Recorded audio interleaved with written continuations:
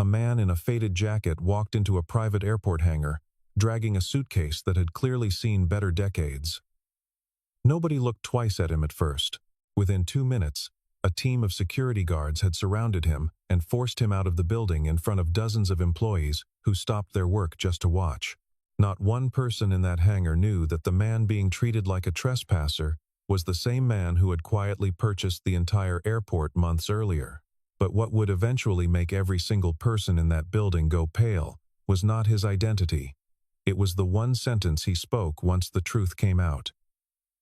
"Pull up every camera," he said. "I want to see how everyone here treated a stranger." Nobody in that hangar had any way of understanding, in the moment it was happening, that they were being tested.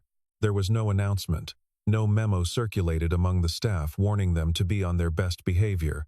No rumor passed quietly from one department to another. The man in the faded jacket had planned it that way deliberately, and by the time the truth surfaced later that same afternoon, it would already be far too late for anyone to pretend they had behaved any differently than they actually had. The morning had started like any other at Ridgeview Executive Airport, a private facility that catered to corporate jets, wealthy travelers, and a small fleet of charter planes that kept the runways busy from sunrise until well past dark. The staff had been told for 2 straight days that a group of important clients would be arriving to tour the newly expanded hangar. So everyone was moving with a nervous kind of urgency, the kind that only shows up when people believe they are being watched by someone who matters. Floors were polished until they reflected the overhead lights like glass. Uniforms were pressed. Radios crackled constantly as supervisors barked reminders about presentation and protocol. Emily Carter, the 35-year-old chief executive, who ran daily operations for the airport's ownership group, walked the floor with a clipboard in hand and an expression that made junior staff straighten their posture the moment she came near. She was known for being sharp, demanding, and utterly unwilling to tolerate anything that might embarrass the company in front of people with money and influence. That morning, she had repeated the same instruction to nearly every department head she passed. No unfamiliar faces near the hangar. No exceptions. Verify everyone. She wanted the day to be flawless, and flawless, in her mind, meant controlled. The new hangar wing itself was the pride of the entire facility, a structure that had taken almost 2 years and a considerable amount of borrowed capital to complete. Steel beams rose overhead in wide, sweeping arches, and the concrete floor beneath them was still faintly scented with fresh paint. Contractors moved among the aircraft, finishing final touches on lighting fixtures and signage, while a small army of cleaning staff wiped down every surface twice, sometimes 3 times, just to be certain nothing looked out of place before the scheduled arrivals. Emily had personally reviewed the layout of the tour route the night before, timing each stop down to the minute, determined that nothing about the morning would be left to chance. She had built her entire career on precisely this kind of control, rising from an entry-level operations coordinator years earlier to the executive who now oversaw nearly every function of the airport, and she had done it by never allowing a detail, however small, to slip past her attention. It was into this atmosphere of tightly managed perfection that Nathan Cole walked, completely unannounced, wearing a jacket that had faded from years of wear, shoes that carried a light layer of dust from travel, and pulling a suitcase whose wheels squeaked slightly with every turn. His watch was ordinary, the kind sold in any department store, and his face carried the calm, unhurried expression of a man who had nowhere urgent to be. Nobody who saw him walking toward the hangar entrance would have guessed he was anything other than an average traveler who had wandered somewhere he shouldn't be. That was, in fact, exactly the impression Nathan wanted to give. He had not come to be recognized. He had come to see, with his own eyes, and without any warning given in advance, how the people running his newest acquisition actually behaved when they believed no one important was watching. He wanted to observe the construction progress on the expanded hangar, review how daily operations were actually functioning on the ground, and get an honest read on the culture the company had built, not the polished version presented in quarterly reports. He had flown in on a regional commuter flight the night before, under a name that meant nothing to anyone, checked into a modest hotel a short drive from the airport, and woken early enough to arrive before the scheduled arrival of the VIP delegation, precisely so he could walk the grounds without anyone connecting him to the tour that had consumed the staff's attention for 2 days straight. 42 years old, quiet by nature, and long accustomed to being underestimated, Nathan had learned over the years that the truth about any organization rarely showed itself in a boardroom presentation. It showed itself in the small, unscripted moments nobody thought to prepare for. A young security guard near the main entrance noticed him first and moved to intercept him before he got within 20 feet of the hangar doors. Nathan stopped, met the guard's eyes, and spoke in a calm, even voice. "I have the right to be in this area," he said simply, without raising his voice or offering any explanation beyond that quiet statement. The guard let out a short, dismissive laugh, the kind of laugh that carries more contempt than amusement, and told him that this was a private facility, and that men who looked like him did not simply wander into private facilities without an appointment and a name on a list. Other employees nearby began to notice the exchange, and within moments, Nathan was no longer being viewed as a curious visitor. He was being treated as a problem, a disruption to the flawless day everyone had been ordered to deliver. The guard's tone hardened, and the request to leave the hangar came only a few minutes later, delivered not as a question but as an order. Nathan asked, evenly, whether it might be possible to simply confirm his information through the front office, rather than assuming the worst about a man who had done nothing more than walk through an open door. The guard did not answer the question directly. He reached instead for his radio and called for backup, describing an unidentified male refusing to leave the hangar area, his voice carrying just enough exaggeration to make the situation sound far more urgent than it actually was. Within moments, 2 more uniformed staff members arrived at a brisk pace, forming a loose half-circle around Nathan as though he might bolt for the aircraft at any second. What followed only deepened the sense that a small amount of authority, handed to the wrong person, can curdle into something ugly very quickly. The head of security for the facility, a heavy-set man named Gregory Boone, who had spent nearly a decade at Ridgeview, building a reputation for toughness rather than fairness, arrived on the scene shortly after being radioed, and he seemed to relish the opportunity to assert control in front of an audience. His voice rose, his chest puffed out slightly as he explained, loudly enough for anyone nearby to hear, exactly who was in charge of this hangar, and exactly how little patience there was for outsiders wandering where they did not belong. Nathan remained entirely composed throughout the confrontation.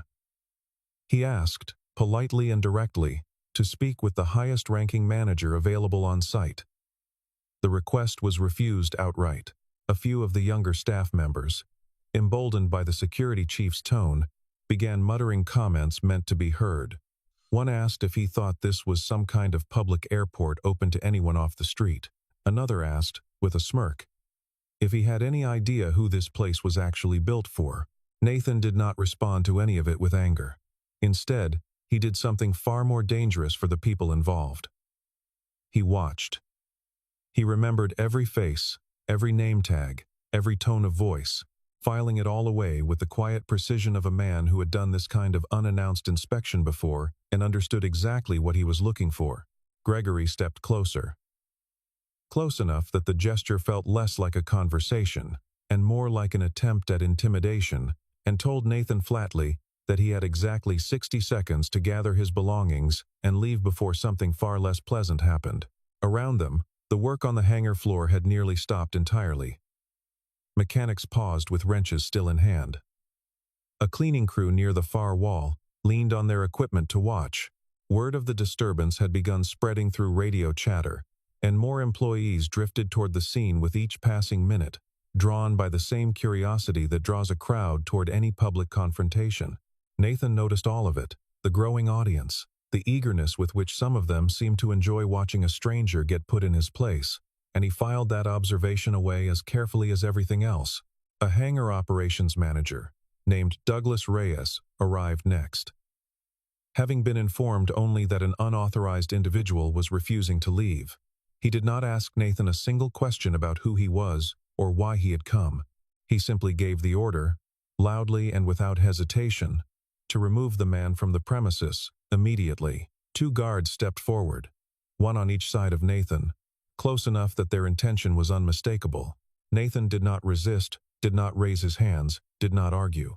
He simply looked at the manager who had given the order and asked one quiet question that none of them would understand the weight of until later that same afternoon. "Are you certain that is what you want to do?"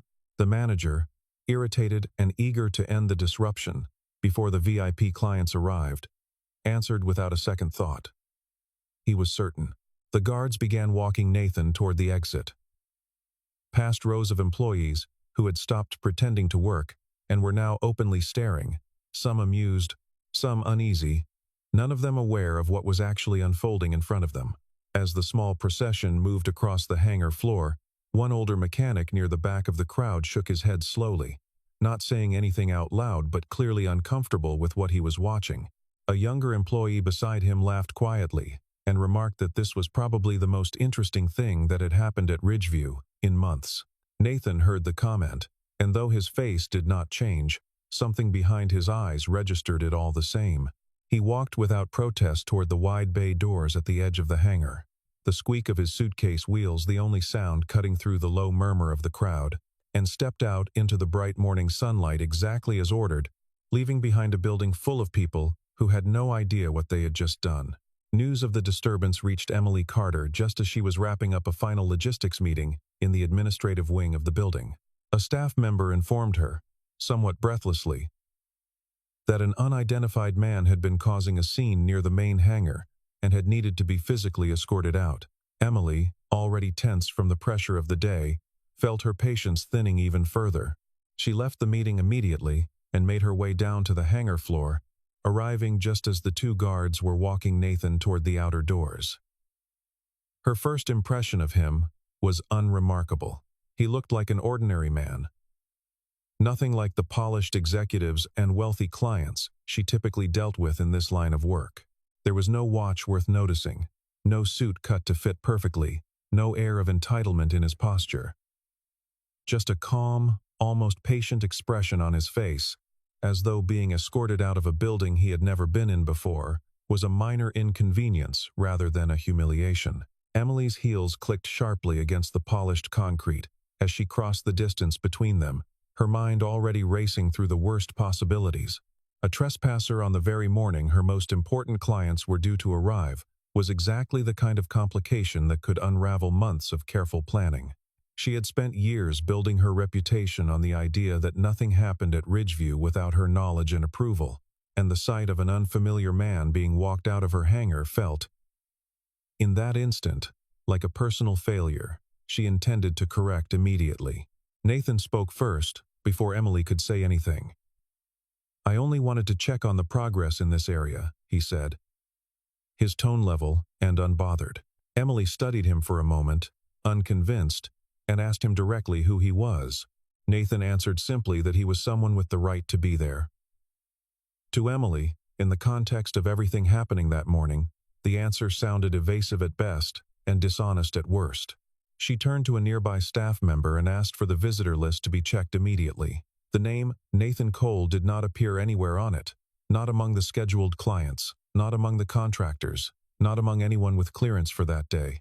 She pressed him further, asking whether he worked for one of the contracting firms currently finishing the hangar expansion, or perhaps a vendor delivering equipment for the afternoon tour. Nathan answered each question honestly, but without offering the one detail that would have changed everything instantly. He preferred, even now, standing at the center of a confrontation he had not sought, to let the moment play out exactly as it would have played out for any ordinary stranger, because that, after all, was the entire point of his visit.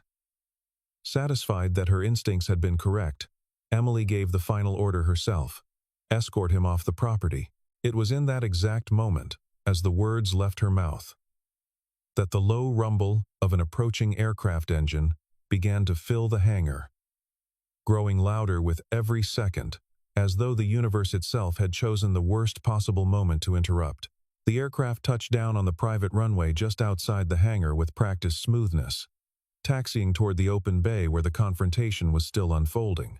Within a minute, the cabin door opened, and Captain Michael Harris, a veteran pilot who had flown countless routes for the airport's most valued clients over the years, stepped down onto the tarmac. He glanced toward the hangar entrance out of habit, the way pilots often scan their surroundings, and his eyes landed on Nathan Cole, standing between two security guards near the exit doors. His expression shifted instantly, the casual alertness of a man finishing a routine flight, replaced by something closer to disbelief. He moved quickly across the hangar floor, weaving past startled employees, and reached Nathan within seconds. He extended his hand with unmistakable respect, shaking Nathan's hand the way one might greet someone whose presence commanded immediate deference, not the polite formality reserved for strangers. Michael had known Nathan for nearly 6 years. Ever since he had been hired to fly a small private jet for one of Nathan's earlier ventures, long before Ridgeview had ever entered the picture. He had grown accustomed, over those years, to Nathan's habit of arriving quietly and unannounced at properties he was considering. And he had learned never to be surprised by where he might turn up next. What did surprise him? Standing there on the tarmac, with the engine still ticking as it cooled behind him, was the sight of 2 security guards flanking the man he respected more than almost anyone else in the industry, clearly in the middle of walking him off the property like a common intruder. Emily watched the exchange with growing confusion, her earlier certainty starting to waver. She asked Michael directly whether he knew this man. Michael did not answer her question out loud. Not at first. Instead, he leaned in close to her ear and spoke in a voice low enough that only she could hear it clearly. "He is the true owner of this airport," Michael said. 5 words, delivered quietly, and yet they seemed to hang in the air of that hangar like a physical weight, pressing down on everyone within earshot. Emily felt the blood drain from her face. The 2 guards who had been holding Nathan by the arms let go as though they had suddenly touched something burning. The security chief, who moments earlier had been so eager to demonstrate his authority, went completely silent, his earlier bravado evaporating in an instant. Every employee who had laughed, every voice that had mocked, every person who had watched and said nothing, felt the temperature of the room drop all at once. Nobody moved. Nobody spoke. The only sound left in the hangar was the slow, fading whine of the aircraft engine winding down behind them. Emily's mind raced backward through the last 15 minutes, replaying every word she had said, every order she had given, every assumption she had made about the man standing calmly in front of her. She thought of the visitor list she had demanded, the dismissive tone she had used, the command to escort him off the property that she had delivered, without a moment's hesitation. None of it could be taken back now. Somewhere behind her, she heard Gregory Boone mutter something under his breath, a curse so quiet it barely reached her ears, and she understood without needing to look at him that he had arrived at the exact same horrifying realization she had. In the minutes immediately following Michael's quiet revelation, the hangar floor turned into a strange, uneasy tableau. Employees who had gathered to watch a stranger get thrown out now stood frozen in place, unsure whether to disperse, apologize, or simply disappear into the nearest doorway before Nathan noticed them. A few tried quietly slipping back to their stations, hoping their earlier laughter had gone unnoticed. Others stood rooted where they were, watching Nathan with a mixture of dread and disbelief, replaying in their minds every comment they had made in the last 20 minutes. Gregory Boone, still standing near the exit doors where the removal had nearly been completed, looked as though he wanted the polished concrete floor to open up and swallow him whole. Nathan did not address the crowd directly. He simply nodded once to Michael, thanked him quietly for the greeting, and turned toward Emily, waiting for her to decide what happened next. Emily, to her credit, recovered her composure faster than anyone else in the building. She asked Nathan, with as much dignity as she could manage under the circumstances, whether he would be willing to continue this conversation somewhere more private. Nathan agreed, and the 2 of them walked together toward the administrative wing, leaving behind a hangar full of employees who would spend the rest of that day speaking in hushed, anxious tones about what they had just witnessed. Nathan was invited, almost immediately, and with considerably more courtesy than he had received only minutes earlier, into a conference room on the upper floor of the administrative building. Emily still found it difficult to fully accept what she had just been told, and her disbelief only began to dissolve when the company's corporate attorney, A composed woman named Patricia Lang, who had handled the acquisition paperwork personally, arrived carrying a folder of documents that had been prepared months in advance and kept confidential at Nathan's explicit request. The paperwork was thorough and unambiguous. Nathan Cole had, through a private investment fund structured specifically to keep his name out of public record, purchased not only the airport itself but the surrounding logistics complex and the maintenance center that served it. The acquisition had closed quietly months earlier, long before anyone on the operational staff had any reason to suspect ownership had changed hands at all. Patricia laid the documents out across the long conference table, pointing Emily toward the signature pages, the transfer of title, the sealed agreements that had kept the sale out of every industry publication that might otherwise have reported it. Emily read through them slowly, her hands not quite steady, searching for some detail that might explain how an acquisition of this size had happened entirely beneath her notice. There was no error to find. The fund's name meant nothing to her, deliberately so, structured through several layers of holding entities, specifically designed to keep Nathan's involvement invisible until the moment he chose otherwise. Nathan explained his reasoning plainly, without any trace of self-satisfaction in his voice. "I did not want people treating me well simply because they knew who I was," he said. What he wanted, and what he had traveled specifically to observe, was the truth. He wanted to see honesty in how strangers were treated, the real operational procedures as they functioned day to day, rather than as they appeared in polished reports, and the actual culture that existed inside the company he now owned, not the version performed for cameras and important guests. Emily sat quietly, beginning, slowly and uncomfortably, to understand exactly what had just happened and exactly what role she herself had played in it. She asked, her voice smaller than she intended, whether he had done this kind of unannounced visit at his other properties before. Nathan nodded, explaining that it had become something close to a personal discipline over the years, a habit born from watching too many organizations present a flawless face to ownership, while something far less flattering unfolded on the ground floor every single day. He told her that numbers on a quarterly report could be manipulated, polished, or simply misunderstood, but the way a stranger got treated on an ordinary Tuesday morning could not be faked. Not really, not for long. That, he said, was the only metric he had ever fully trusted. Patricia added, gently, that this was not the first time Nathan's quiet method had uncovered problems buried beneath an otherwise impressive set of financial results, and that in at least 2 previous acquisitions, similar unannounced visits had led to changes in leadership long before any customer complaint or formal audit ever surfaced the same issues. Emily absorbed this in silence, beginning to understand that what had happened to her that morning was not an isolated event but part of a pattern Nathan had refined carefully over many years, precisely because it worked. Once the shock in the conference room had settled just enough for people to think clearly again, Nathan made a request that unsettled the room even more than the revelation of his identity had. "Pull up the security footage," he said. Everyone braced themselves, certain that his calm exterior was about to break, that the quiet man who had been dragged out of his own hangar was finally going to unleash the anger everyone assumed he had been suppressing. He did not. Instead, Nathan sat in front of the monitors with the same unhurried patience he had shown from the very first moment he walked through the hangar doors, and he began reviewing footage methodically, camera by camera.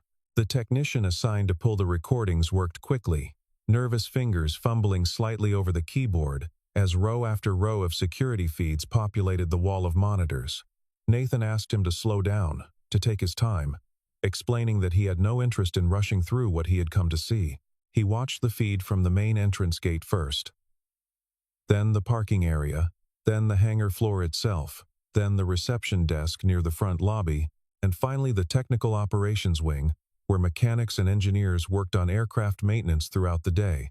Each camera told its own small piece of the same larger story, and Nathan absorbed all of it without a single interruption. What the footage revealed, laid out in silent, unedited detail, was difficult for anyone in that room to watch.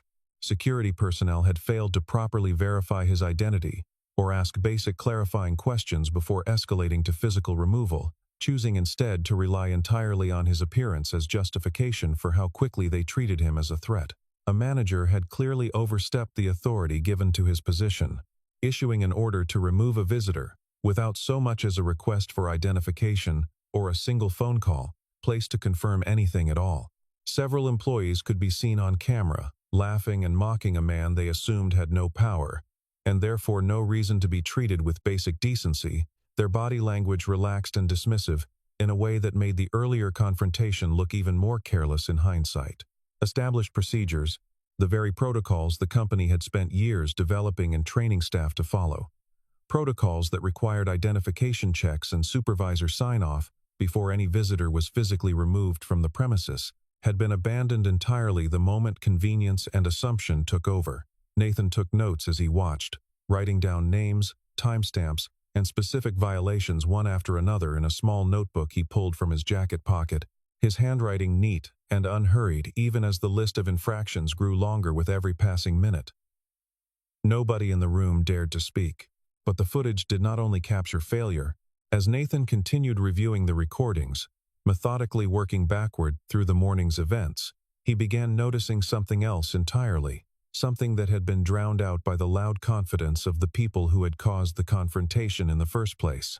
A young receptionist named Sarah Whitfield could be seen, early in the footage, quietly offering to help Nathan find whoever he needed to speak with, her body language open and courteous even as her colleagues grew increasingly hostile around her.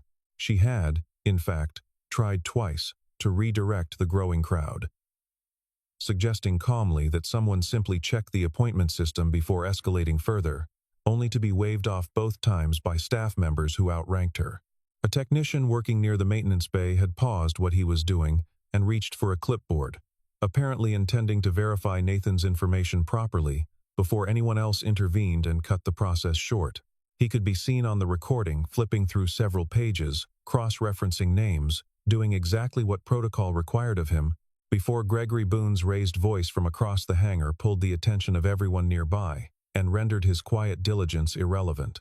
A newer security guard, visibly younger and less senior than the others, had hesitated before escorting Nathan toward the exit, glancing repeatedly at his supervisors as though searching for a version of the protocol that did not require physical removal, his discomfort plainly visible even through the grainy resolution of the security camera. In every case, these small moments of decency had been overridden by someone with more authority and less patience. Nathan paused the footage on each of these individuals in turn, studying their faces carefully, sometimes rewinding a few seconds to watch a gesture again before moving forward. "This is the kind of person I need," he said quietly, more to himself than to anyone else in the room. Emily, watching beside him, felt something shift inside her chest, an uncomfortable but necessary recognition. She had spent the morning obsessed with outcomes, with polish, with the appearance of control, and in doing so, she had failed to notice the actual human beings working underneath her, the ones who had quietly tried to do the right thing and been ignored, overruled, or simply outranked at every turn. In the days that followed, Nathan initiated what would become the most significant restructuring the airport had seen since its original construction. He made one point unmistakably clear from the very beginning, repeating it to every department head who came through his office. Nobody would be dismissed simply because they had insulted him personally or failed to recognize him as the owner. That was never the standard he intended to apply. Instead, the people who lost their positions were the ones who had violated established procedure, who had abused whatever small authority their titles carried, or who had demonstrated a clear absence of basic ethical judgment in how they treated another human being. The security chief who had postured and shouted was let go within the week, along with the hangar operations manager who had ordered Nathan's removal without asking a single clarifying question. Several other names surfaced from the footage, employees who had mocked, dismissed, or simply stood by in silent complicity, while a stranger was mistreated in front of them, and each case was reviewed individually rather than treated as a single sweeping purge. Nathan insisted on that distinction repeatedly during the review meetings, reminding Patricia Lang and the Human Resources team that the goal was accountability, not revenge, and that any decision made in anger would undermine the very culture he was trying to build. At the same time, the employees who had quietly tried to do things properly, Sarah Whitfield at the reception desk, the technician who had reached for his verification clipboard, the hesitant young guard, who had clearly wanted no part of the removal, were identified, recognized, and in several cases, promoted into roles with genuinely expanded responsibility. Sarah, in particular, was moved into a newly created position overseeing front-of-house training for the entire facility, a decision that surprised her more than almost anyone. Nathan personally introduced a new set of company-wide procedures designed to reshape how the airport treated everyone who walked through its doors. Every visitor, regardless of appearance or apparent status, would be treated with the same baseline respect from the moment they stepped onto the property. Identity verification would follow a consistent, documented procedure rather than snap judgment based on clothing or demeanor. No employee would be permitted to evaluate a person's worth based on the clothes they wore or the suitcase they carried. And mandatory training sessions were scheduled across every department to reinforce the new standard. Emily, rather than resisting the sweeping changes or defending the culture she had helped build, asked to be personally involved in implementing the new standards, taking direct responsibility for the failures that had occurred under her watch. Nathan agreed without hesitation, recognizing in her willingness to own the mistake the very quality he valued most. It was several weeks into this transition, during a quiet evening meeting that ran longer than either of them expected, that Emily finally worked up the nerve to ask Nathan the question that had been sitting in the back of her mind since the day the truth came out. Why, she asked him, did he never simply announce who he was? Why walk into his own properties dressed like an ordinary traveler, risking exactly the kind of humiliation he had experienced that morning? Nathan considered the question for a long moment before answering, his expression softening into something more personal than the composed, businesslike demeanor she had grown used to. He told her that years earlier, after losing his wife to a long illness, he had become a single father almost overnight, left to raise a daughter who was barely 7 years old at the time on his own. In the aftermath of that loss, he had poured nearly all of his remaining time and energy into his work and into a series of long-term investment projects that had, over the following years, grown into a substantial portfolio of properties like this one. Work had become, in some ways, the only thing that felt steady enough to hold on to during those first difficult years. The grief had changed something fundamental in how he viewed the world. He no longer cared about impressing people with status or appearance, no longer found any value in the performance of wealth that so many people around him seemed obsessed with maintaining. Watching his daughter grow up largely without her mother had taught him, more than any business lesson ever could, that the things people pretended mattered most rarely did, and that character revealed itself only in the moments nobody had prepared for. He explained that in his earlier years of overseeing these kinds of acquisitions, whenever people learned in advance that he was the investor behind a deal, everything around him would suddenly transform into an artificial kind of perfection, a performance staged entirely for his benefit, and utterly disconnected from how the company actually operated day to day. Employees who were rude to customers on an ordinary Tuesday would suddenly become models of courtesy the moment word spread that ownership was walking the floor.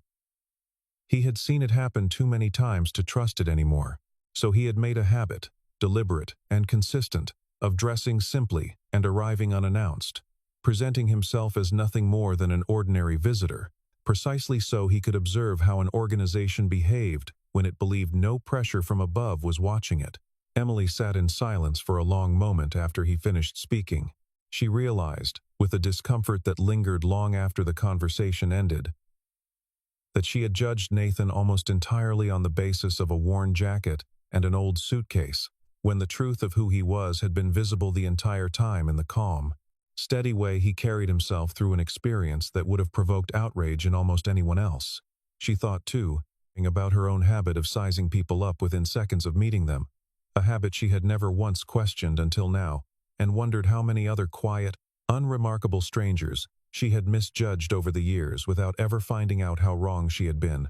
3 months passed, and the transformation inside the airport became impossible to ignore for anyone who had known the place before. Client satisfaction scores climbed steadily, month after month, as word spread quietly among the wealthy travelers and corporate clients who used the facility that something about the place had genuinely changed for the better. Staff members carried themselves differently now, with a courtesy and professionalism that no longer depended on who happened to be standing in front of them. Departments that had once operated in isolated silos, each protecting its own small territory of authority, had begun working together with a kind of unity that surprised even the executives who had pushed for the changes. Sarah Whitfield's new training program had already been credited, in an internal review, with cutting visitor complaints nearly in half, and other regional facilities under the same ownership group had begun requesting copies of her materials to implement at their own locations. Gregory Boone's replacement, a former airport security consultant with a reputation for calm professionalism rather than intimidation, had rebuilt the entire department almost from scratch, hiring several new guards, specifically because of how they handled themselves during simulated confrontations designed to test patience rather than aggression. Douglas Reyes's old position remained unfilled for nearly 2 months, while Emily personally interviewed every candidate herself, unwilling to repeat the mistake of handing that kind of authority to someone who might abuse it again. When Nathan returned to the property that season, he arrived exactly as he always had, in the same faded jacket, pulling the same worn suitcase across the tarmac, having told no one in advance that he was coming, the way he always preferred it.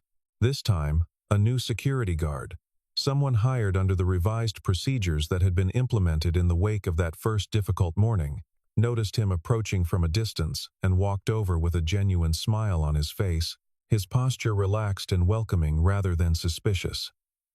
"Good afternoon, sir," the guard said. "Is there anything I can help you with today?" Nathan smiled back, something quiet and satisfied in his expression, and told the young man that this, exactly this, was all he had ever wanted. "Just treat everyone the way you are treating me right now," he said, "and that will be more than enough." The guard, unaware that he was speaking to the owner of the entire facility, simply nodded and offered to walk him to wherever he needed to go, an offer Nathan accepted with genuine warmth. Emily stood a short distance away, watching the exchange unfold, and allowed herself a small, private smile of her own. She thought back to that first chaotic morning, to Gregory Boone's raised voice and Douglas Reyes's careless order, to her own certainty that she had been protecting something valuable by throwing a stranger out the door. She understood now, in a way she never fully had before, what she had actually been protecting that morning, and how completely she had gotten it wrong. Nobody in that hangar needed to know that Nathan was the owner anymore, because the culture of the place no longer depended on knowing who a visitor might turn out to be. Later that same afternoon, as the sun began sliding lower over the runway, Nathan stood near the open hangar doors and watched a series of aircraft lift off one after another into the darkening sky, their engines fading gradually into the distance. There was a quiet satisfaction in his posture as he watched, the look of a man who understood that the most valuable thing he had built here was never going to be found in the modern hangar structures or the freshly paved runways stretching out before him. What mattered, what he had spent months carefully cultivating through patience and quiet observation, was something far less tangible than concrete and steel. It was a group of people who had learned, sometimes through hard and uncomfortable lessons, to treat every person who walked through their doors with the same basic respect, regardless of what that person happened to be wearing or what name might or might not appear on a scheduled visitor list. He thought of Sarah Whitfield, promoted now into a role where her instinct for decency could shape an entire department, instead of being quietly overruled by louder voices. He thought of the young technician who had reached for his clipboard, of the hesitant guard who had never wanted any part of that first morning's cruelty, of Emily herself, who had taken the hardest lesson of her career and turned it, deliberately and without complaint, into something better. True power, in the end, was never about the title printed on a business card, the size of a bank account, or the quality of the suit hanging in a closet somewhere. It revealed itself instead, quietly and unmistakably, in the way people chose to treat a complete stranger standing in front of them, before they ever learned who that stranger truly was. Nathan zipped his old jacket a little higher against the evening chill, picked up the same worn suitcase that had rolled through so many unannounced mornings before this one, and walked back out across the tarmac exactly as he had arrived. An ordinary man who had, once again, quietly become part of the story without ever needing anyone to know his name.